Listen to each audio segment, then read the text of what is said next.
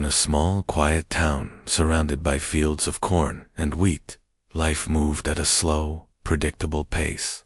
The people there were simple, hard-working folks who spent their days farming, teaching, or working in the local diner. Nothing much ever happened to disturb the peace until one night, when something extraordinary changed everything. It was just after midnight, when a low hum filled the air, growing louder with each passing second. Most of the townsfolk were asleep, but Rachel, a high school teacher with a love for stargazing, was wide awake. She had been sitting on her porch, sipping tea and gazing up at the stars, when she noticed a strange light descending from the sky. At first, she thought it might be a meteor, but as the object grew closer, she realized it wasn't natural.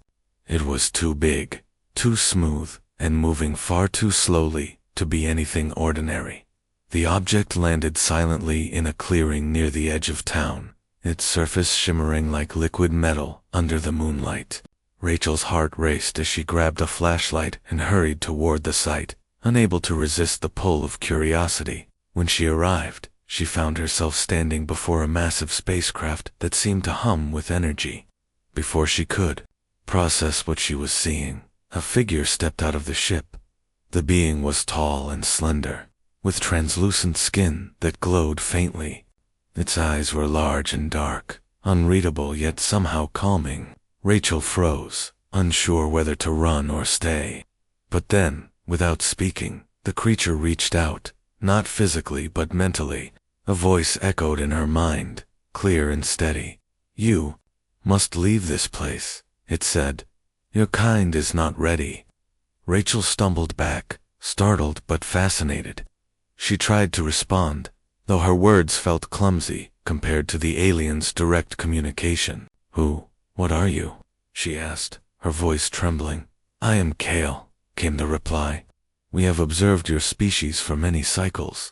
You are brilliant, capable of great things, but also reckless, selfish, and destructive. This visit is a test. If you fail, the consequences will be dire." Before Rachel could ask more questions, Kale retreated into the ship, leaving her alone in the eerie silence.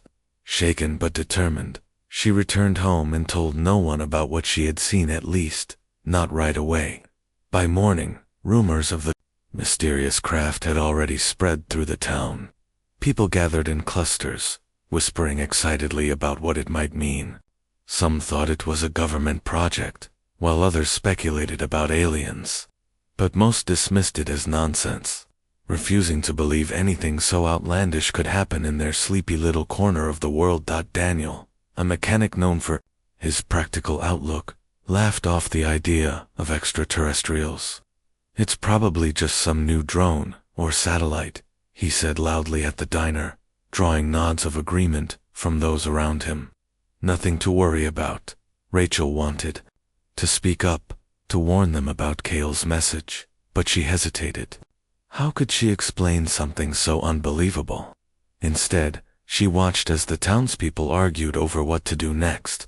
Some suggested contacting the authorities, while others wanted to approach the ship themselves. No one seemed concerned about the possibility of danger. That evening, government officials arrived, setting up roadblocks and warning everyone to stay away from the craft.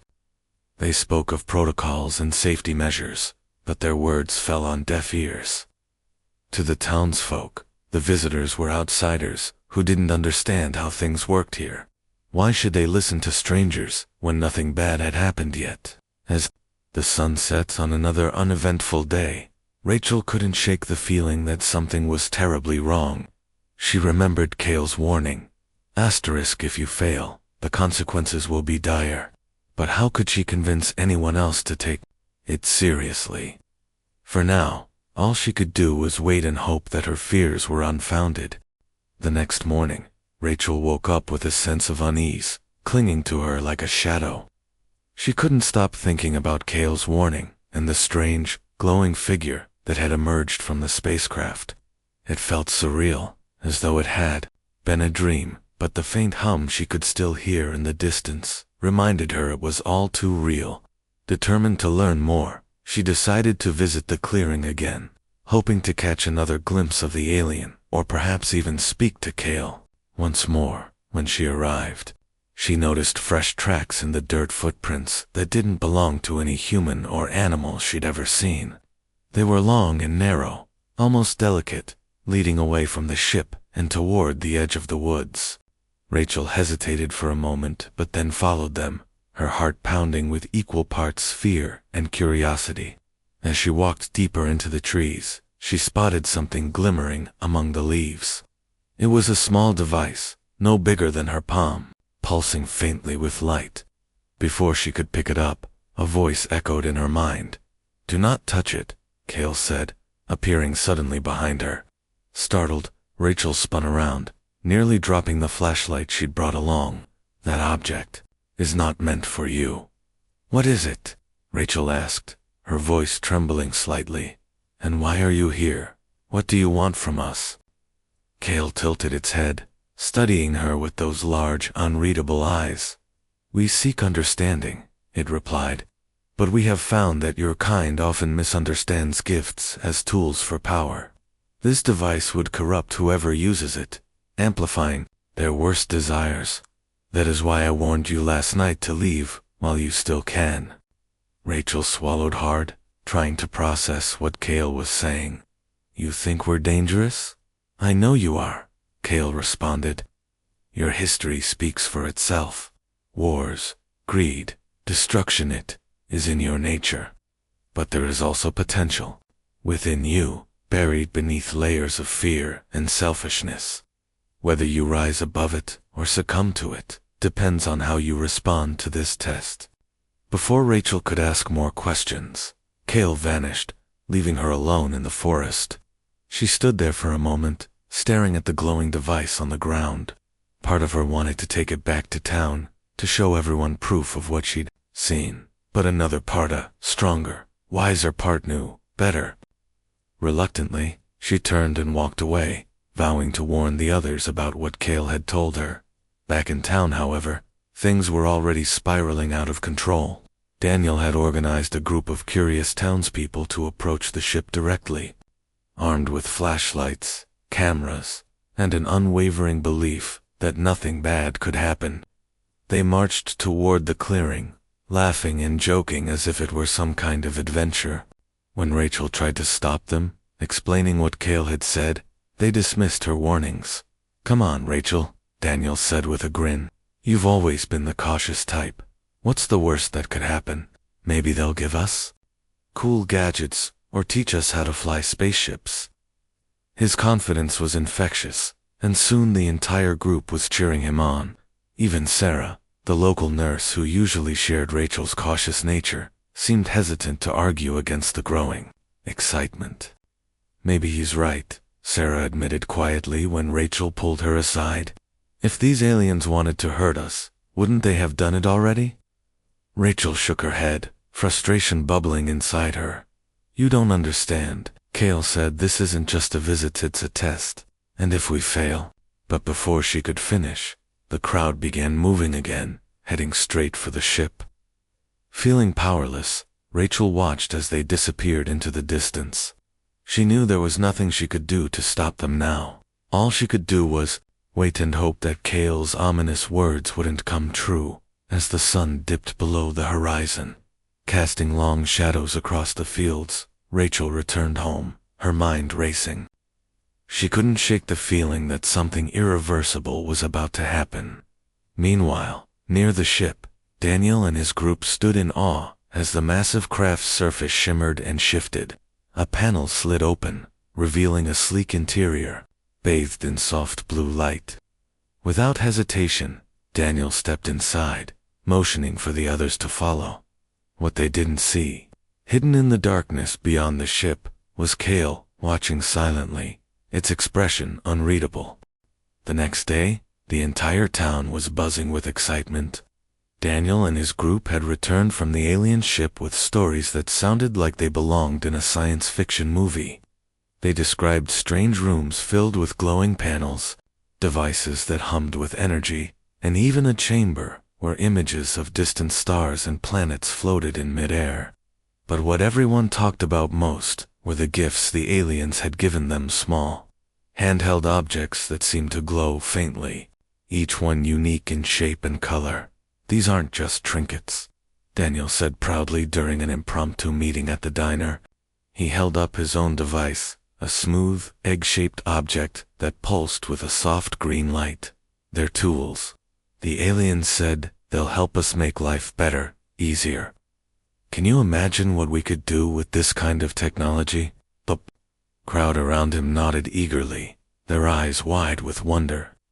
Rachel, sitting quietly in the corner with Sarah, felt her stomach twist into knots. She wanted to speak up, to tell everyone about Kale's warning and the danger lurking beneath the surface of these so-called gifts. But every time she tried, someone interrupted her or laughed off her concerns. "Come on, Rachel," Emily, a young woman who worked at the bakery, said with a dismissive wave.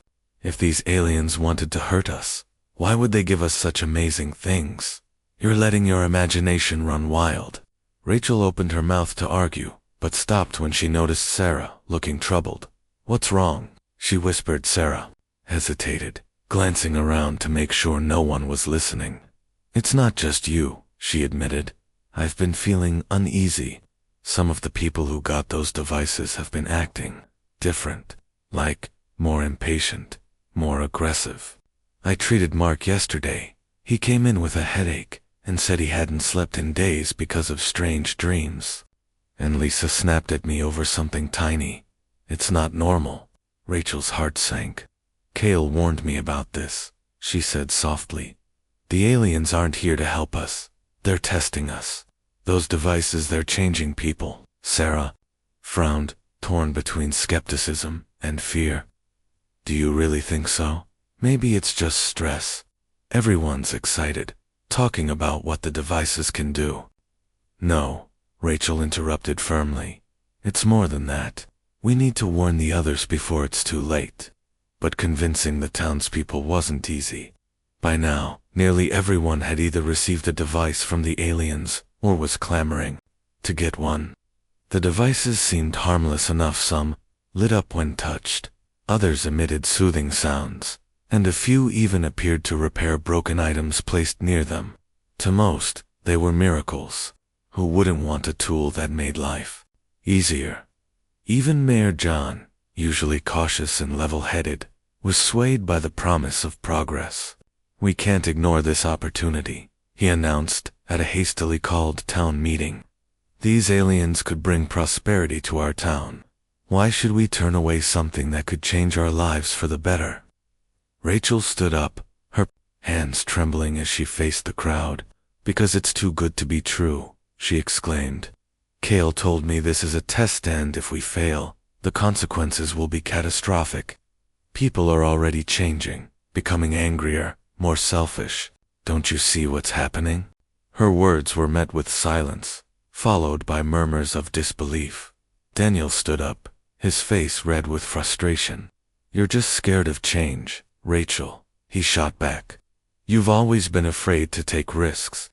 Well, the rest of us aren't going to let your paranoia hold us back." The room erupted into arguments, splitting the town into two factions: those who believed Rachel's warnings and those who thought she was overreacting. As tempers flared, Rachel realized there was no reasoning with them, not yet. Defeated, she sat down, exchanging a worried glance with Sarah. Outside, the alien ship loomed silently on the horizon, its presence both fascinating and foreboding. That night, Rachel lay awake, staring at the ceiling. She couldn't shake the image of Kale's glowing figure or the cold certainty in its voice. Somewhere deep inside, she knew the worst was yet to come. Over the next few days, life in the town began to change in ways no one could have predicted. At first, the alien devices seemed like blessings. Crops grew faster and healthier than ever before. Machines that had been broken for years suddenly worked again, and even small injuries healed almost instantly when touched by certain glowing objects. People marveled at the wonders they'd been given, convinced that their luck had finally turned around. But beneath the surface, Cracks were starting to form. Rachel noticed it first. She saw how Mark, who used to be kind and patient, now snapped at his neighbors over trivial matters. Emily, always cheerful and helpful, became withdrawn and distant, spending hours staring blankly at her device as if hypnotized. Even Mayor John, once a calm and thoughtful leader, began making reckless decisions, pushing for more interaction with the aliens without considering the risks. The changes were subtle at first, but they grew worse with each passing day. Sarah confirmed Rachel's fears when she confided in her one evening. "It's not just a few people," Sarah said quietly, glancing over her shoulder to make sure no one was listening. "I've seen it in nearly everyone who has one of those devices. They're angrier, more selfish. Some won't share food or supplies anymore. Others are talking about taking the devices by force if they don't get their own." Rachel clenched her fists, frustration bubbling inside her. This is exactly what Kale warned us about. The aliens aren't giving us tools, they're testing us. And we're failing. Sarah nodded grimly. "But how do we stop it? Everyone's so obsessed with the devices that they won't listen to reason. If we try to take them away, they'll fight back." Before Rachel could respond, there was a knock at the door. It was Emily, her face pale and her hands shaking. I need your help," she stammered. "Something's wrong with me. Since I got this thing." She held up her glowing device. "I can't think straight. I feel like it's controlling me, telling me to do things I wouldn't normally do. Please, you have to help me." Rachel exchanged a worried glance with Sarah. "We'll figure it out," she promised, though she wasn't sure how. Gently, she took the device from Emily's hands and placed it on the table, wrapping it in a thick cloth to block its light. Almost immediately, Emily seemed to relax, her breathing steadying. "We need to warn the others," Rachel said firmly. "If we can show them what these devices are really doing, maybe they'll listen." But getting through to the rest of the town wasn't easy. When Rachel and Sarah tried to speak at another town meeting, Daniel interrupted them, his voice sharp and dismissive. "You're just jealous," he accused, holding up his own device. "You don't have one of these, so you're trying to ruin it for the rest of us." "Well, I'm not falling for it." The crowd erupted into shouts, some siding with Daniel and others hesitating, unsure of whom to believe. Tensions boiled over, and what started as an argument quickly turned into a shouting match. Fists were raised, and for a moment, it looked like violence might break out. Rachel stepped back, realizing that trying to reason with them now was pointless. Fear and greed had already taken hold, clouding their judgment.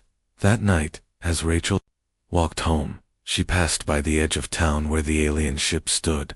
Its surface shimmered faintly under the moonlight, almost mocking her. She felt a surge of anger and sadness. How could they have ignored the warnings? How could they let themselves be manipulated so easily? Kale appeared suddenly, stepping out of the shadows. "You see now," it said softly, its voice echoing in her mind. "This is why we test. Your species thrives on progress, but it blinds you to the cost. Will you continue to fight, even when all seems lost?" Rachel met Kale's gaze, her resolve hardening. "Yes," she said firmly. "I won't give up, not yet." Kale didn't respond, simply watching her for a moment before vanishing into the darkness. Rachel stood there, the weight of the situation pressing down on her. She knew the battle ahead would be difficult, but she also knew one thing for certain: giving up wasn't an option. The days that followed were chaotic. The town, once peaceful and united, began to fracture under the weight of suspicion and greed.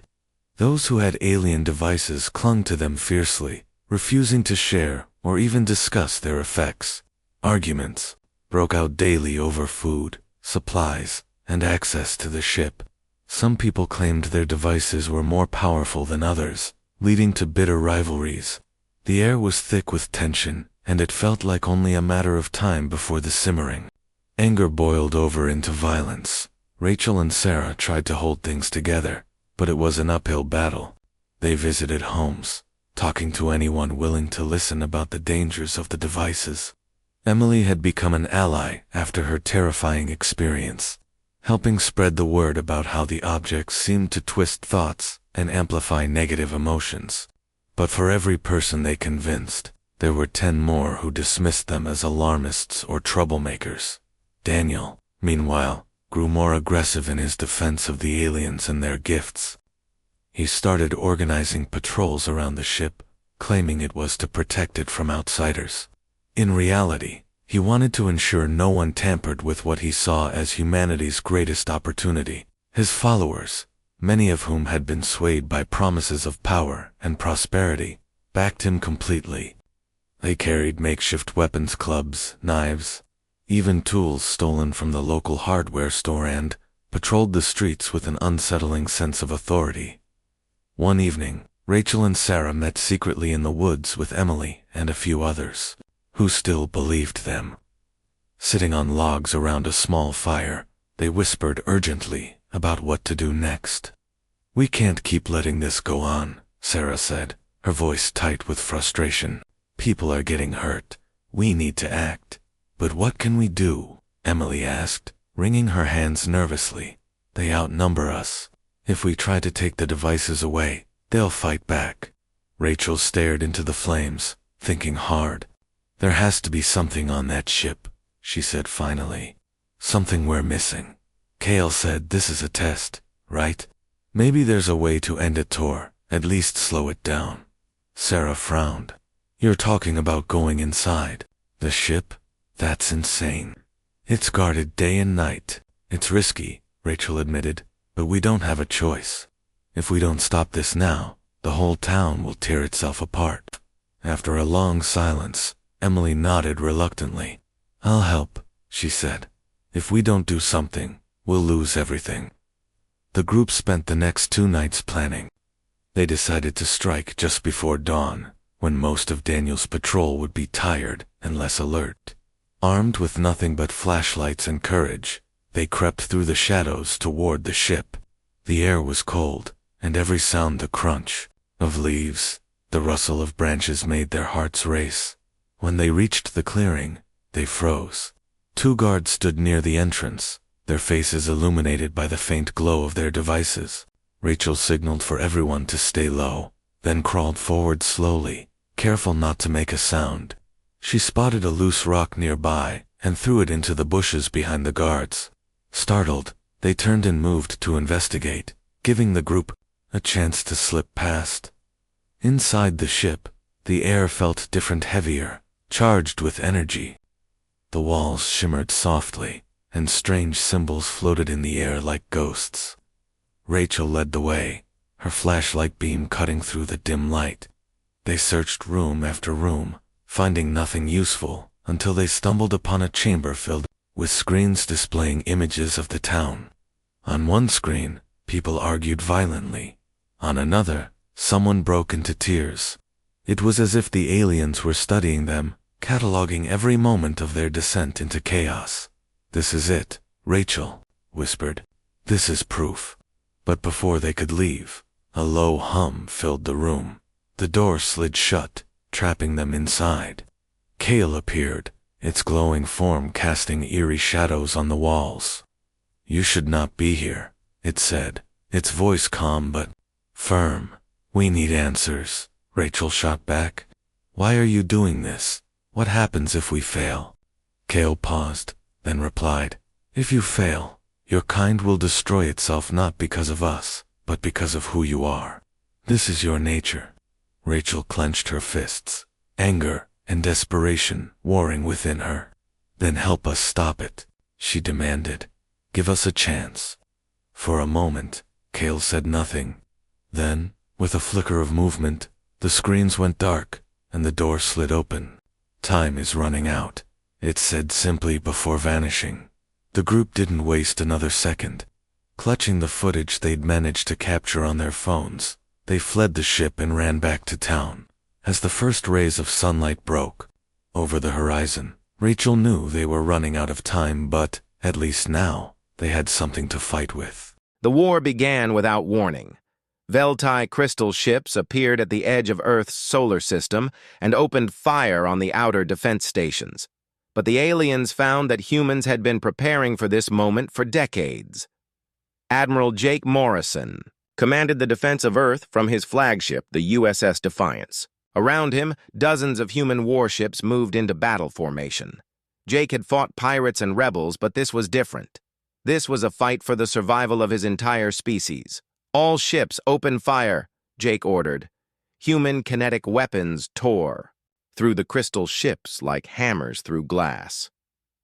The Veltai had never faced weapons that fired solid metal projectiles at a significant fraction of light speed. Their energy shields were designed to stop lasers and plasma bolts, not chunks of depleted uranium moving at incredible velocity. 3 Veltai ships exploded in the first volley. The rest tried to retreat, but human fighters swarmed around them, like angry bees. Within an hour, the alien attack force was completely destroyed.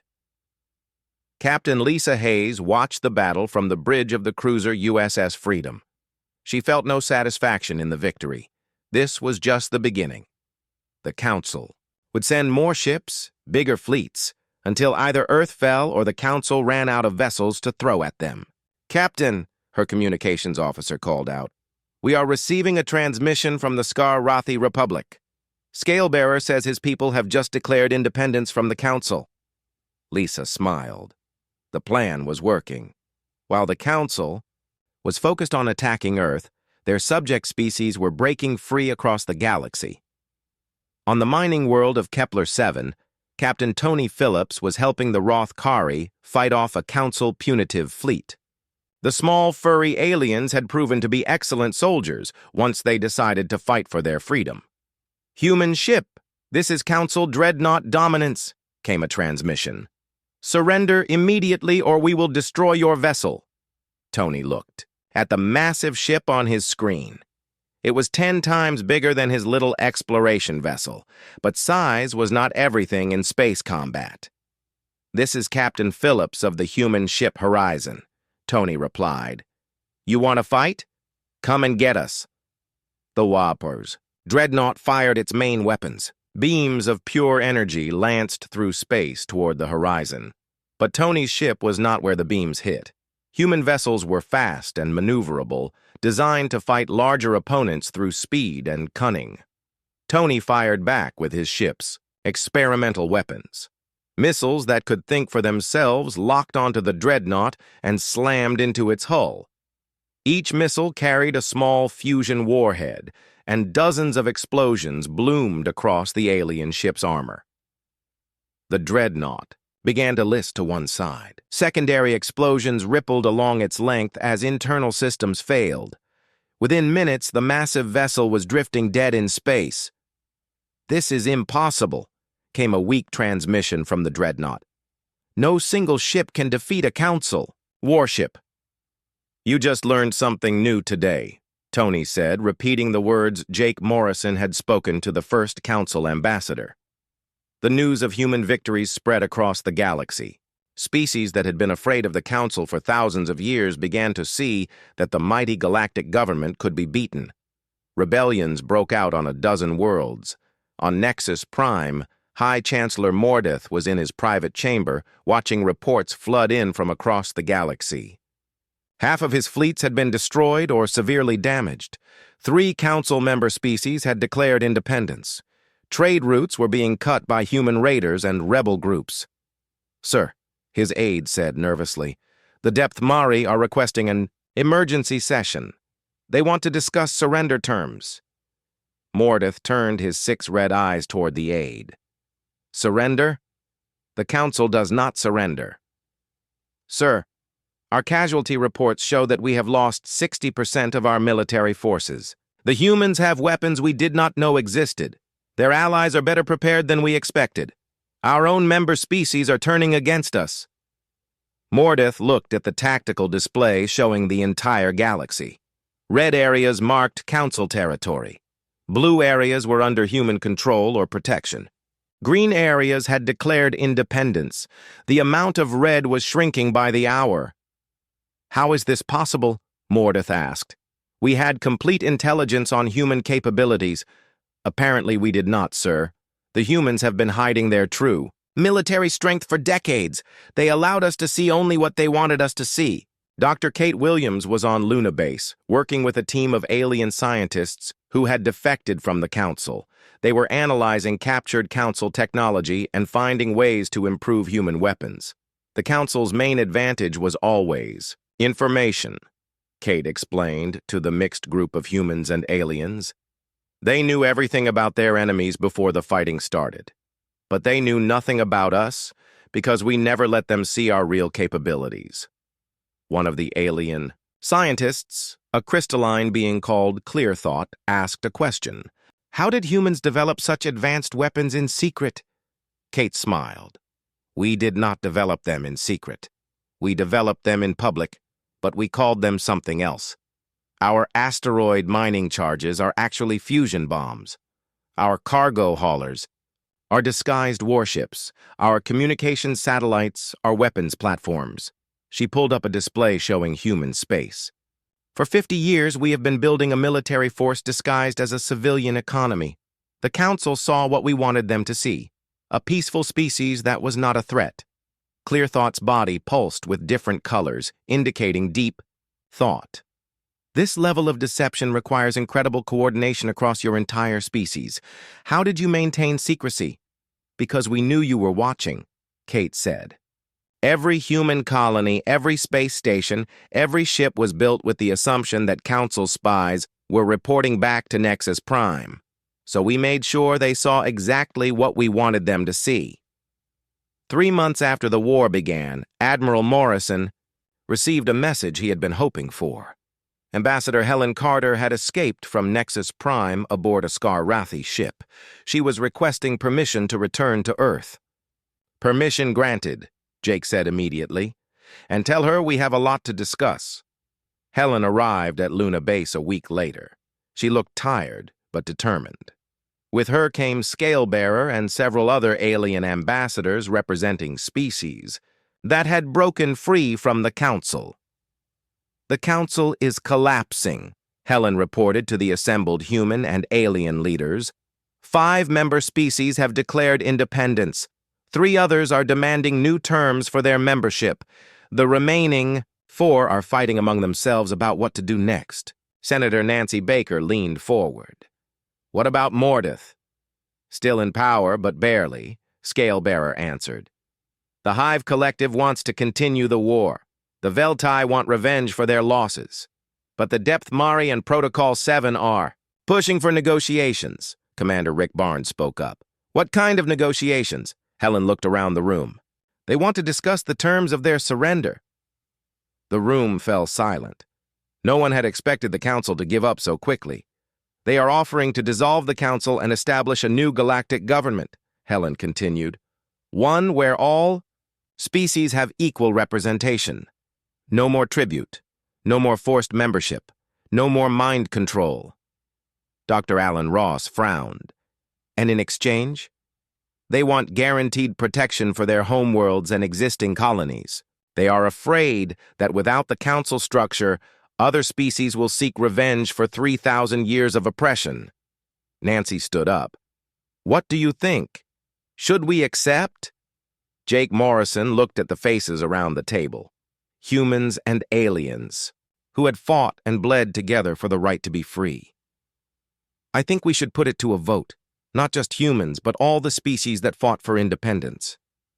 Over the next month, representatives from 47 different species gathered on Luna Base. They came from across the galaxy. Species that had been enslaved by the Council, species that had hidden from the Council, and species that had been Council members but wanted freedom. The debates were long and sometimes heated.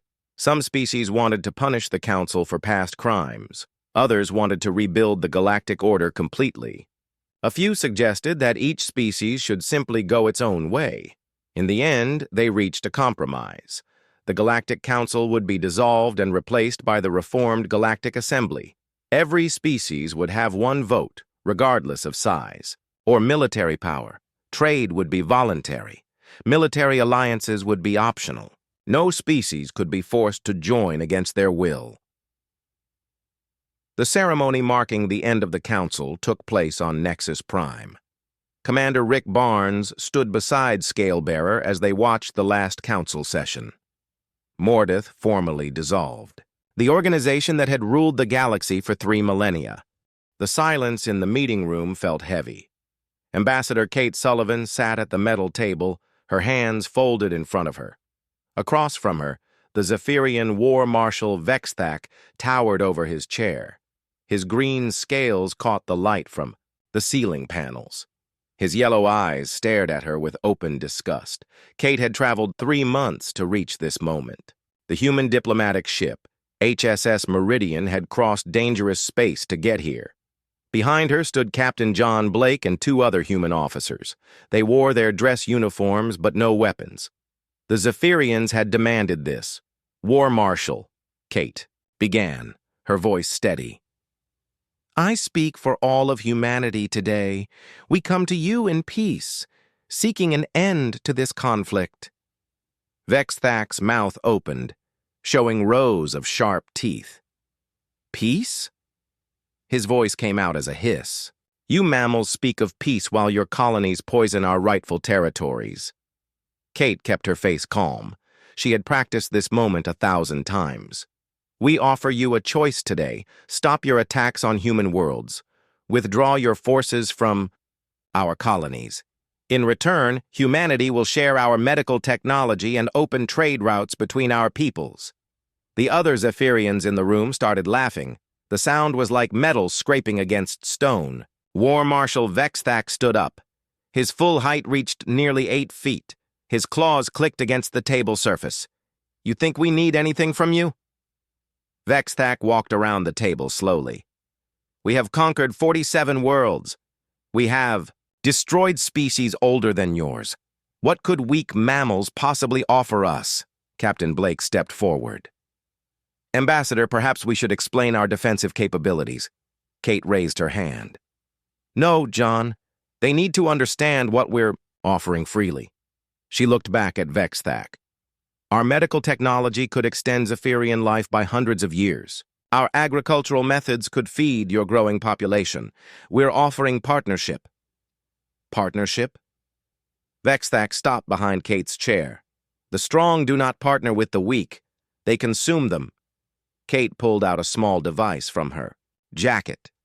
The Zephyrian guards tensed, but she moved slowly. This contains the terms of our offer.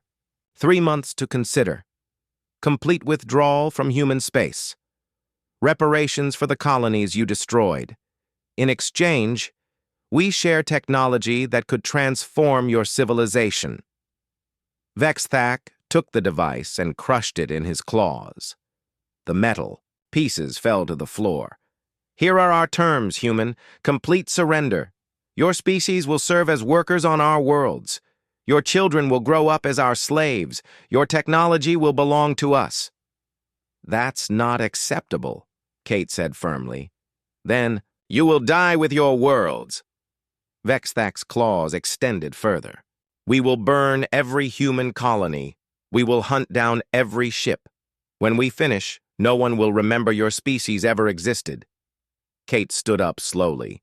Captain Blake and the other officers moved closer to her. You're making a mistake, War Marshal. Humanity has existed for thousands of years.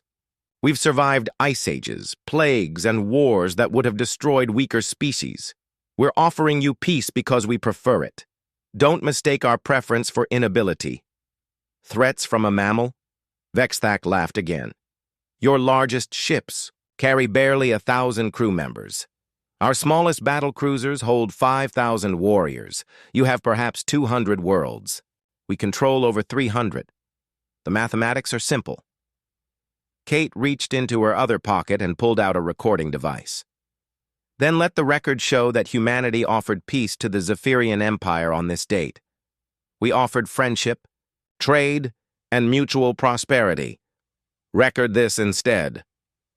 Vexthak's claw shot out faster than human eyes could follow. It pierced Kate's chest, lifting her off the ground. Her blood dripped onto the metal floor. This is what happens to mammals who threaten the Zephyrian Empire. Captain Blake shouted and moved toward them, but Zephyrian guards blocked his path. Kate looked at him, her life fading quickly. "John," she whispered, "tell them we tried." Vexthak threw her body across the room. "Take this message to your people. Human captain, surrender now, or watch them all die like this one. You have 1 week to broadcast your submission across your pathetic empire." The guards pushed the surviving humans toward the door. Captain Blake looked back at Kate's body one last time. "We offered you peace," he said quietly. "You chose war." "War?" Vexthak wiped Kate's blood from his claws. "This won't be war, mammal. This will be extermination." Captain Blake and his officers were escorted to their shuttle. The Zephyrian guards watched them board and launch. As soon as they cleared the docking bay, Blake activated the ship's communication system. "This is Captain Blake to all human vessels in the area. Ambassador Sullivan is dead. The Zephyrians have rejected all peace terms. Transmit this message to Earth Command immediately." He paused, looking at the recording device Kate had given him before the meeting. It had captured everything. "Tell them the Zephyrians chose war. Tell them to activate Protocol 7. The shuttle jumped to hyperspace, carrying the news that would change everything. Behind them, the Zephyrian fleet prepared for what they believed would be a simple conquest. They had no idea what they had just awakened.